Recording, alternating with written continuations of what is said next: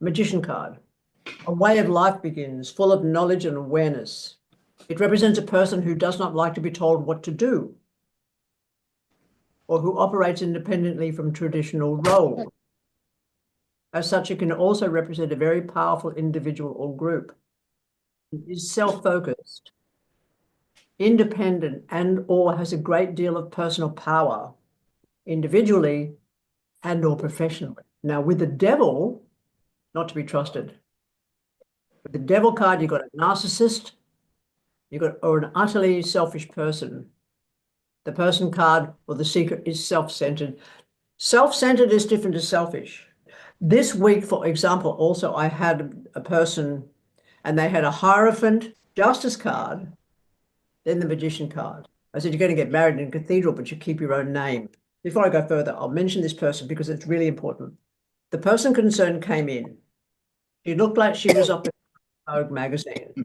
She had magnificent long black hair. She'd had her lips done. She had a Botox done. She had fabulous breasts. She was dressed in designer clothing. She sat down. I don't remember the first lot that came out with the Dead Reckoning map, but in the grouping of threes, the very center was 10 of Wands, 10 of Swords, Death card. Now, can anybody remember what the 10 of Swords, Death card are when they fall together, please? Murder. Murder. Or a violent death. What was it doing with the 10 of Wands? I said to the person, you're going to be really, really burdened with murder. Super busy dealing with murder. She just nods at me. This person is a forensics detective. If I was to take the look of her, I would not for 1 second realized that she was a cop. This is really important information because you never know who's going to sit opposite you, and everybody needs to be treated with the same familiarity and respect, no matter what you see. You're not meant to guess ever. Magician card, you'll see the 4 elements, the 4 Greek elements on the table. And in Irish mythology, there's 9 elements. Take the periodic table into account, you've got dozens and dozens more. You will also get this for a person who's a chemist or working in the pharmaceutical industry.